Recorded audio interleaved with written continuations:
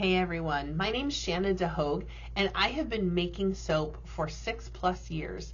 What started as a hobby and just a way to use the milk that we had from the goats that we owned became a passion and the therapy I didn't even know I needed. And selling the soap has brought more joy than I could ever have imagined.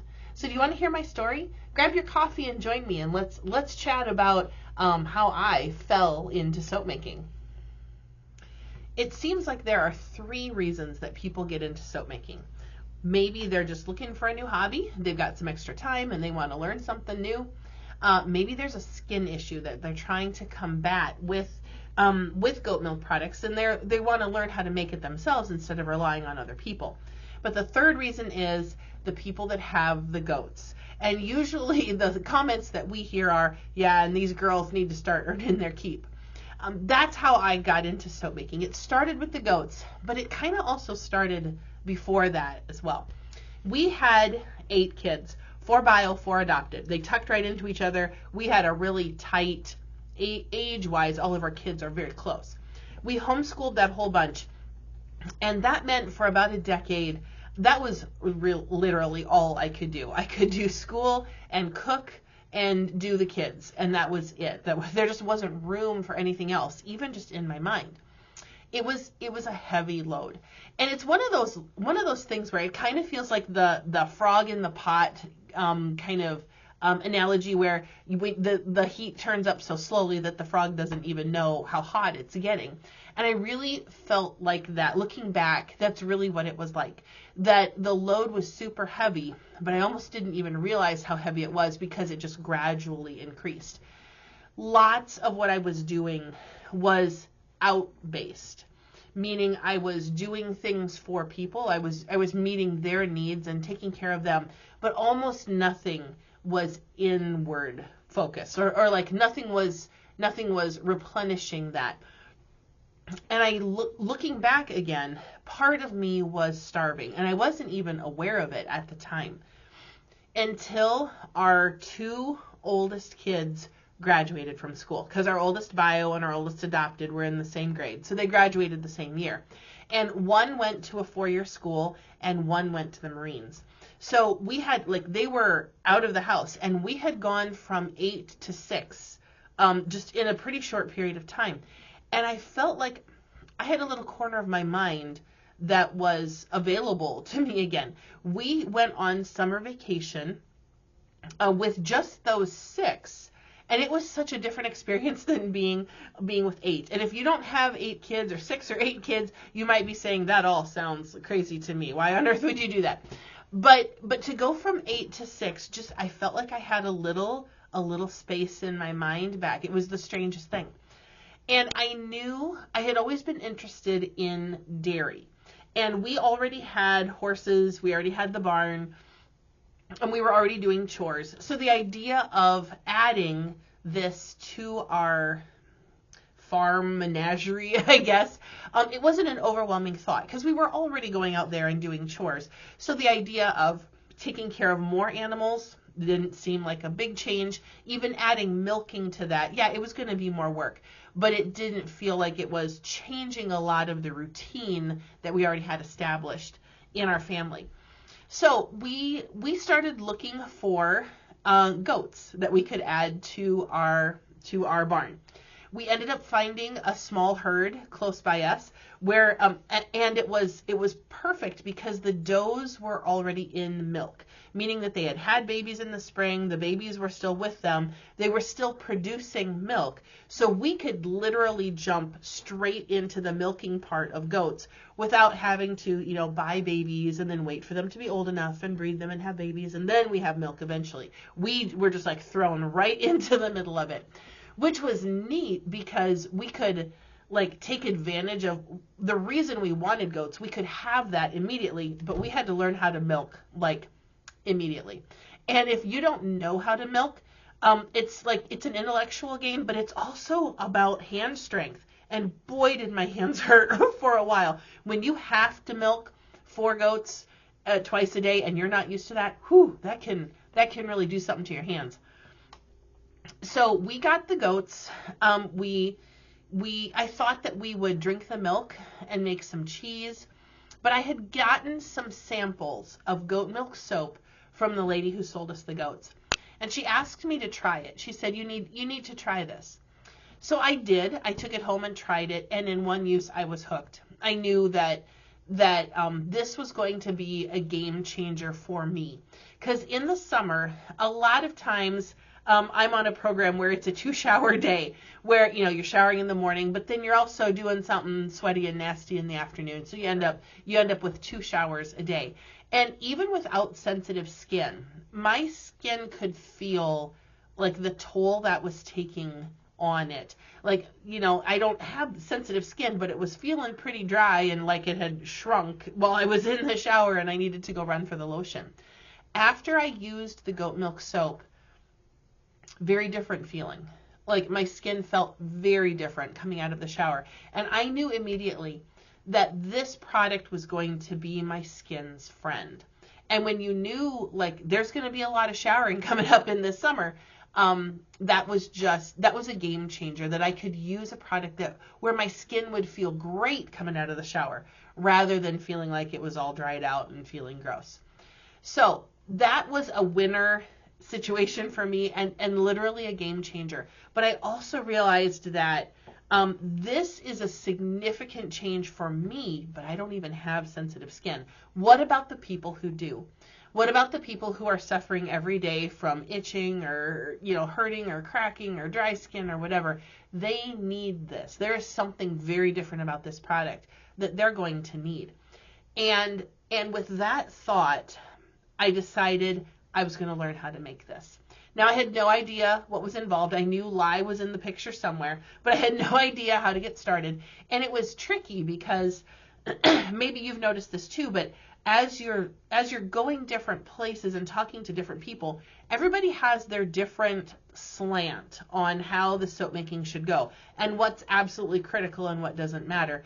And I had to just kind of stumble through, try several different ways and kind of see what worked for me and what worked for the fact that we wanted to make goat milk soap. That was really, from the very beginning, that was our jam. It needed to be soap made with liquid goat milk from our goats from the barn. And that's become really part of our business as well, that this is what's in our product. This is what we're passionate about. This is the resource we have, and this is what we're going to have in our stuff. So I knew that it needed to be liquid goat milk, and it needed to be like the stuff that we have from our barn. Now, in the end, we also teach soap making now, and do we teach that to make soap you must own goats and have a barn and do chores? No, we don't teach that. But we do talk about the differences in the kinds of goat milk, and I really have found that I prefer that. And if you have access to that or you can find that, it really does make a difference in your products. So this is where I wandered into the weeds of learning to make goat milk soap. And it was not without its problems and failures. There were several times where what I was doing was not working. The soap was seizing or something else. And I had to just figure out what was going wrong. So it was not simple. There were several times where I had to just sit down with some books and a coffee and go, okay, I am here until I find an answer. And that was kind of a difficult learning curve at the very beginning. But I did get it figured out and did get myself to the place where I could consistently make soap and not have to worry about it was, something was going to go wrong and the batch was going to fail. Now, just as a little aside, we do teach a class now for people who want to learn to make goat milk soap. And if that is you, we have a link to our next class that is in the description below this video. So if you want to click that link to sign up for our next class, you can join me. I would love to walk you through the steps of exactly what I do making our goat milk soap so that you can try making that for yourself.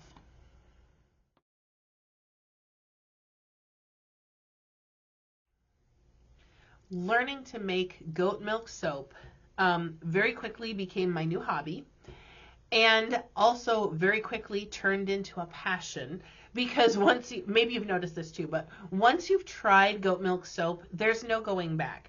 You are immediately addicted, and it's kind of My skin feels so much better now. I will not go back to whatever I was using before. So this hobby very quickly became a passion and an addiction. And not only in the I will not use any other product for my skin, but also the making of it. There's something in the making of soap that it really has an addictive quality to it. And addictive in a good way, not in a bad way. Because it's just it's like it can be part the reward at the end of the day, this fun thing that you get to do, after you've gotten the rest of the day taken care of. It's a creative outlet, but it's also providing a consumable to people who really need it. So there's also that not only do I enjoy the process of making it, I enjoy the fact that the people who are going to be using these bars of soap are going to feel better for having used it. And so it's just a rewarding thing, and it is very appealing and very rewarding. I already said that. But it can be kind of addictive when you get yourself to the place where you are providing that for someone else, and that reward is pretty addictive. But it also kind of felt like therapy for me. And I've heard other people say this as well, that there's just something kind of soothing and calming about the process of soap making, and just enjoying that process and knowing that you're creating this thing that people are going to love. I found, and I'm not historically an early morning person, but I found that I was getting up way earlier than I normally would to make sure that I got my soap made in the day before anybody else was up, before anything else was going to intrude or interrupt me, or before anybody else had any thoughts about what I should be doing with my day. I got up to make sure that got done first, because it became that top priority for me in a day to make sure that my soaps got made in that day. This was a thing that was just for me. And in this season of life, remember, I had 8 kids. We were down to 6, but we were still homeschooling 6 kids, and in various ages of middle school and high school. And a lot of my life was out. I was doing things for others, but this was mine. And that can sound like a little bit selfish, even as I'm saying it right now. It sounds a little bit selfish to me, but I think it's really healthy to have that thing that's feeding you, that thing that you love, that thing that you are passionate about, and that you want to do for no other reason than you want to do it. And that is so valuable to have. And it's the thing that I was denying myself. Nobody was like taking it away from me. I was voluntarily setting things that would have fed that piece of me aside so that I could have more time to spend with the kids and the schooling and the cooking and all of that. So I was voluntarily doing that, not even realizing that's what I was doing. But so there's no one to blame but myself. But it was a problem, and I didn't even realize how big a problem it was until the soap making came into my life. And I've heard other people describe it the same way. Like, there's just something therapeutic about the process of making soap that is just, it's almost hard to describe if you haven't experienced it yourself. But this thing that I was building, this was just for me. And was feeding that piece of me that I was unintentionally starving, but starving nonetheless. So I remember having this thought that in my life, in a normal day, everything that I put away or cleaned or fed would be out, hungry, and dirty by tomorrow. Like it would all get undone, because that was just the cyclical nature of it. When you feed people, darn it, they're hungry the next day. You clean something today, they got it dirty, overnight. And this was something that I could do that was not kid-based. It wasn't going to get undone by the next day. This was mine. And that was really, really soothing and just really felt good and fed that piece of me that was starving. So my first goal was to make Christmas gifts. That went well. My second goal was to be a vendor at a 3-day tulip festival that's nearby us. And that happened. It was very successful, well received in the community. They, I think, recognized something different and a great product that was local, and really took advantage of that. And that was so encouraging. Not only to know that I'm having a great time making this stuff, but it's also something that's desired in the community and in the people around me. So that was great. However, by the time we had done a few craft shows, all of a sudden people started to come to me with questions, and questions that I really had no business answering, but they were curious and they wanted to know. And the questions were something like, will this help my eczema? Will this help my psoriasis? Will this help my chronic dry skin? Will this help my child who we're having a hard time finding? And all of a sudden I felt like, oh my word, I have I am not a doctor, not a dermatologist. I'm just a lady with goats who talks to people and knows things.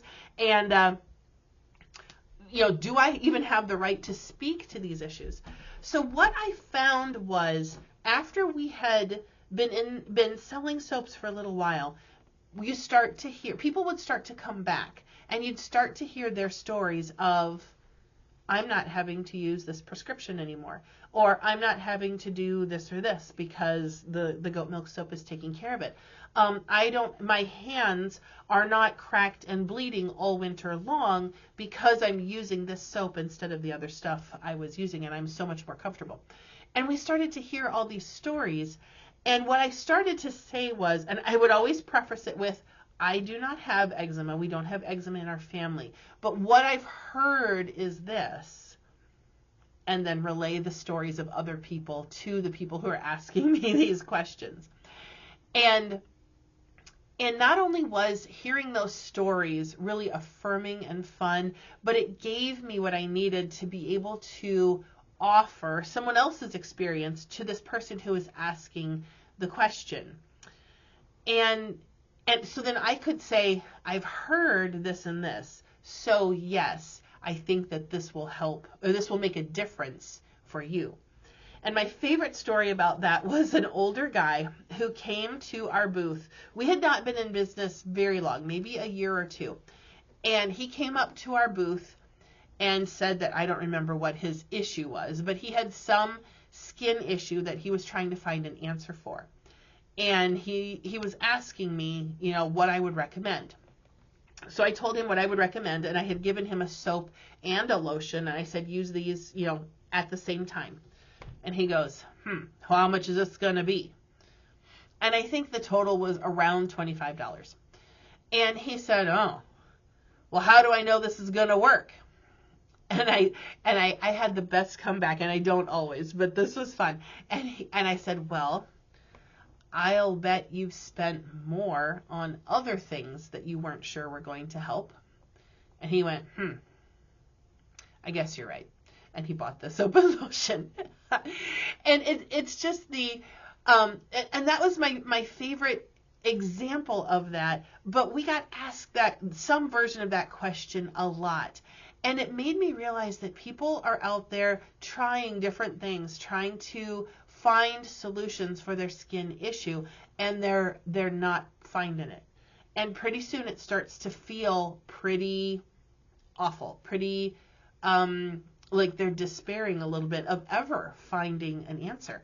So when they come to us, it's not that they're looking for an answer to a question that they've never asked before.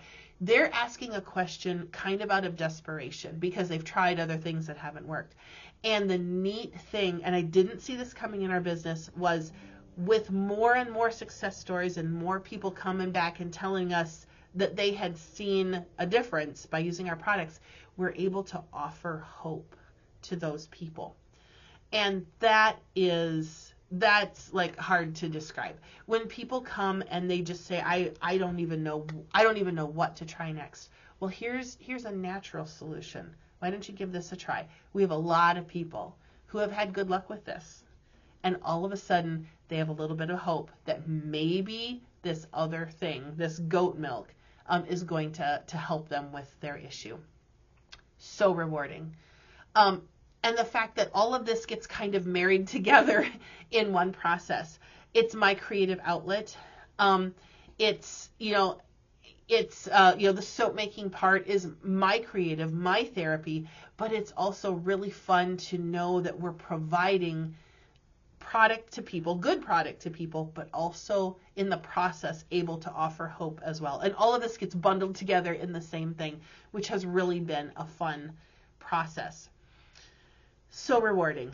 And really loving also the relationship that's developed between the people who have now found an answer in your product and are going to be long-term customers, because they're not going back to the other stuff they were using either. They found an answer in what you're doing. They're going to be back. I'm so glad I fell into soap making. I never made a conscious decision in the beginning to learn to make soap. The only decision I made was I wanted to have goats, and then everything else kind of came along that path. So I feel like I was handed a gift, that in making that one decision, that the path was cleared for all this other stuff that I had no idea was coming behind, but I'm so grateful that it did. If this is something that you're interested in and you would like to learn to make goat milk soap, please don't feel like you have to go scour all of YouTube and the internet and the books and all the things to try to figure it out. We have a goat milk soap making class that we would love to see you in. It is not expensive, and I would love to be able to walk along with you and teach you the steps you need to know to make your own goat milk soap. The class is live, so you can talk with me if you'd like and ask all your questions, and our goal is always to get all those questions answered before the class is done. So if you'd like to come and learn from me, I would love to have you there. So click the link in the description of this video and you can join our next class. We would love to see you there.